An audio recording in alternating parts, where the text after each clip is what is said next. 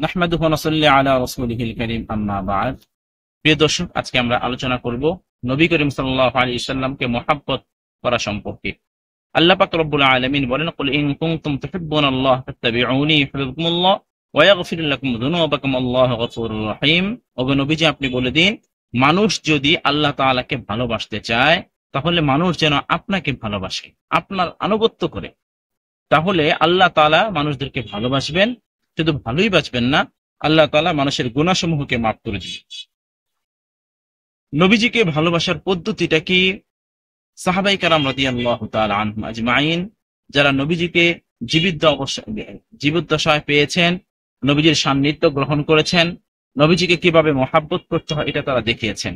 কোরআনুল কারীমের অন্য এক আয়াতের মধ্যে এসেছে, কুল ইন কানা আবাউকুম ওয়া আবনাউকুম ওয়া ইখওয়ানুকুম ওয়া আজওয়াজুকুম ওয়া আশীরাতুকুম ওয়া আমওয়ালুন ইকতারাফতুমুহা ওয়া তিজারাতুন তাখশাউনা কাসাদাহা ওয়া মাসাকিন তারদাউনাহা আহাব্বা ইলাইকুম মিনাল্লাহি ওয়া রাসূল। প্রিয় দর্শক, যদিও ভিডিওটি একটু লম্বা হয়, শুরু থেকে শেষ পর্যন্ত না শুনলে পরিপূর্ণ আলোচনা বুঝতে পারবেন না। অনুরোধ থাকবে সম্পূর্ণ ভিডিওটি দেখার জন্য। এই আয়াতের অর্থ হলো, ওগো নবীজি, আপনি বলে দিন, যতক্ষণ পর্যন্ত তোমরা তোমাদের মা বাবা, ভাই বোন, আত্মীয় স্বজন, তোমাদের ব্যবসা বাণিজ্য, তোমাদের ঘর বাড়ি, যে ব্যবসার মধ্যে লস হওয়ার ভয় করে থাকি, তোমাদের স্ত্রী যাকে খুব বেশি মহাব্বত করে থাকো, সবগুলো থেকে যতক্ষণ পর্যন্ত তোমরা আল্লাহ এবং আল্লাহ রাসূলকে বেশি ভালো না বাসবে, ততক্ষণ তোমরা আল্লাহর পক্ষ থেকে যুদ্ধের আশঙ্কা করো। আল্লাহর সাথে তোমাদেরকে যুদ্ধ করতে হবে, এটা আমাদের জন্য কখনোই সম্ভব নয়।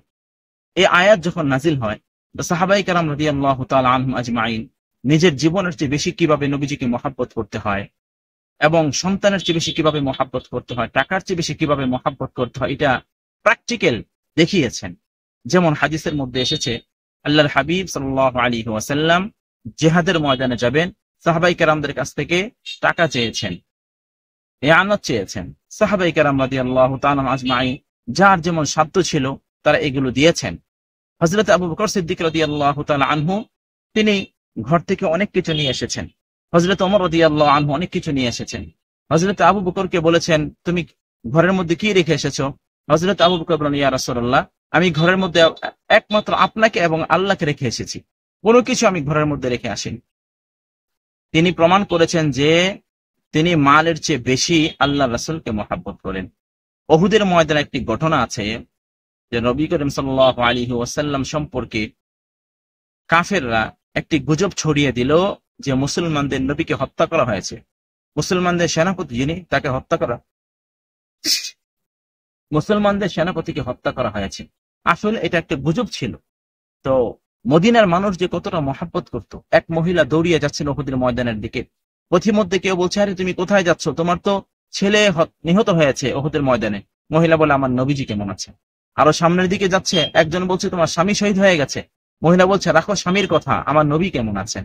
আরো সামনে যাচ্ছেন, একজন বলছে, আরে তোমার ভাই শহীদ হয়ে গেছে।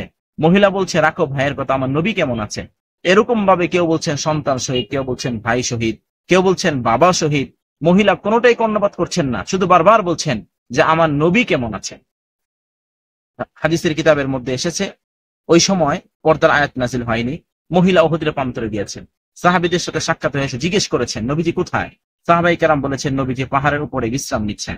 মহিলা পাহাড়ের উপরে উঠেছেন, নবীজিকে স্বচক্ষে দেখেছেন, দেখতে পেয়েছেন নবীজির চেহারা রক্তে রঞ্জিত, মাথার হেলমেট ভেঙে মাথার ভিতরে ঢুকে গিয়েছিল। আর হযরতে ফাতেমা রাদিয়াল্লাহু তাআলা আনহা, আমাদের বোন, তিনি দাঁত দিয়ে কামড় দিয়ে তারপরে সেই মাথার ভিতর থেকে হেলমেটের ভগ্নাংশ বের করছিলেন। নবীজি কতটা কষ্ট পেয়েছেন। নবীজির চেহারা দেখার পরে মহিলা শান্ত হয়েছেন। প্রিয় দর্শক, এখান থেকে আমরা বুঝতে পারি এই মহিলা তার জীবনের সমস্ত আত্মীয় স্বজনের চেয়ে বেশি নবীজিকে মহব্বত করতেন।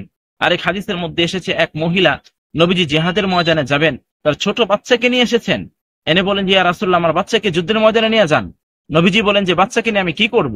তাকে দিয়ে তো যুদ্ধ করা সম্ভব নয়।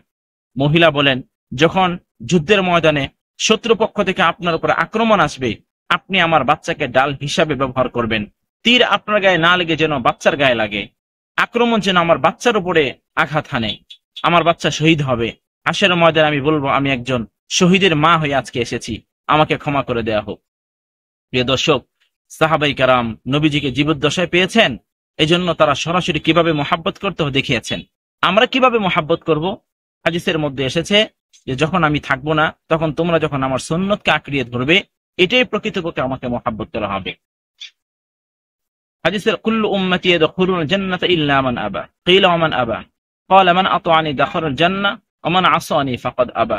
নবী করিম সাল্লাল্লাহু আলাইহি ওয়াসাল্লাম বলেন, যে ব্যক্তি আমার আনুগত্য করবে সে যেন আমার সাথে জান্নাতের মধ্যে প্রবেশ করবে, আর যে আমার আনুগত্য করবে না সে যেন আমাকে অস্বীকার করলো। প্রিয় দর্শক, আসুন, নবীজি আর কিয়ামত পর্যন্ত আসবেন না, কোনো নবী আসবেন না। আমরা নবীকে কিভাবে মহাব্বত করব? জীবনের প্রতিটি কাজে, আমার ব্যক্তিগত জীবন, পারিবারিক জীবন, সামাজিক জীবন, রাষ্ট্রীয় জীবন, রাজনৈতিক জীবন, আন্তর্জাতিক জীবনে আমি প্রতিটা কাজে নবী করিম সাল্লাল্লাহু আলাইহি ওয়াসাল্লামের সুন্নাত অনুসরণ করি, তাহলে নবীজিকে মহাব্বত করা হবে। আল্লাহ তাআলা আমাদেরকে আমল করার তৌফিক দান করুন।